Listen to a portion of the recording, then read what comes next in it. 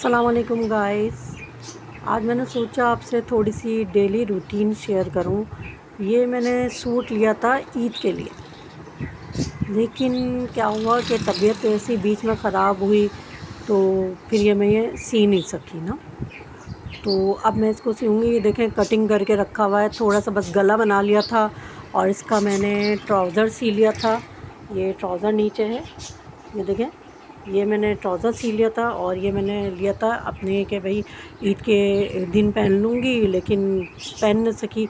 तो फिर मैंने जो एक सूट ब्रांड वगैरह का लिया था तो फिर मैंने वो वाला पहना था कॉटन का। और ये मेरा ऐसे ही जब से पड़ा हुआ है और अब मैं सोच रही हूँ कि सिलाई कर लूँ, क्योंकि आजकल बच्चों के इम्तिहान भी चल रहे हैं ना, बच्चे के मैट्रिक के, तो उसमें भी टाइम नहीं मिलता। फिर तबीयत ख़राब ज़ाहिर शुगर की वजह से रहती है, तो बस घर के कामों में ही फिर टाइम गुजर जाता है। तो अब इंशाल्लाह ताला मैं सीऊँगी, फिर आपके साथ इसकी वीडियो शेयर करूँगी। इसके साथ मैंने एक और सूट लिया था तो वो मैं आपको भी दिखाती हूँ। और इसके साथ मैंने ये वाला सूट लिया था, देखें ये कटिंग हो के रखा हुआ है, लेकिन अभी तक ये भी नहीं सिला है। तो अच्छा, इसमें एक बात आपको बतानी है, देखें कि जब मैंने ये सूट लिया ना, तो ये देखें ये इसका ट्राउज़र है। ट्राउज़र में ये देखें, ये एक ही तरफ कढ़ाई हुई है, मतलब इस तरह कढ़ाई हुई है कि इसको मतलब 2 पीस में करना होगा मुझे। मैंने ये काटा है ना, तो ये मुझे 2 पीस में अब इसको करना होगा, क्योंकि दूसरे पांचे में इसके जो है कढ़ाई नहीं हुई है दोनों तरफ के। अब मैंने इस तरह काट लिया ना, अब इसको ये है कि मुझे इसको, ये देखें, ये दूसरा मैंने काटा था, ये सादा, एक पांचे में कढ़ाई एम्ब्रॉयडरी आ रही है और जबकि दूसरे पांचे में एम्ब्रॉयडरी नहीं आ रही है।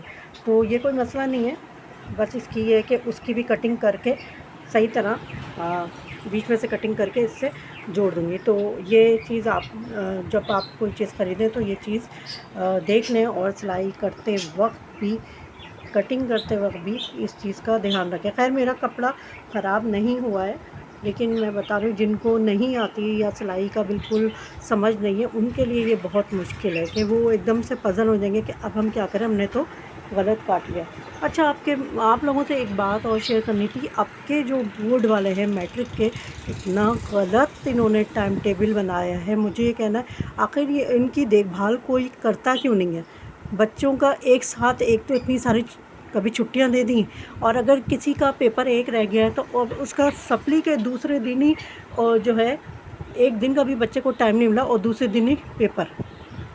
जैसे मैथ्स का पेपर में ये हुआ कि बच्चे का अगले दिन केमिस्ट्री का पेपर है, अगर किसी का रह गया है उसको देना है तो भाई वो क्या करे, उसको तो एक दिन का भी गैप नहीं मिला, फिर उसी के बाद ही आपने मैथ्स का दे दिया। मैथ्स के में आपको कम से कम दो दिन के तो गैप देना चाहिए। हमने भी स्कूल में पढ़ाया, हम भी टाइम टेबल बनाते थे, लेकिन ऐसा जो है सेंसलेस टाइम टेबल कभी नहीं बनाया। कम से कम 2 दिन का गैप तो इंसान ज़रूर दे।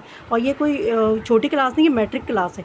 तो ये मुझे वज़ारत तालीम से रिक्वेस्ट है, भाई सेंसेबल बंदे से बनाएं, या कम से कम इतना पढ़ा लिखा उसको पता तो हो कि मैथ्स का पेपर कितना लेंदी होता है और कितना मुश्किल होता है। बच्चा तो नहीं कर सकता ना। टाइम टेबल ज़रा पढ़े लिखे लोगों से बनवाएं। ऐसा लगता है ये ऐसे ही बना दिया, जिनको कुछ भी समझ नहीं है। इस तरह तो बच्चे का कैरियर ज़ाया हो जाता है। तो बहरहाल अब इंशाल्लाह मैं ये सूट सीऊँगी, फिर आपके साथ शेयर करूँगी।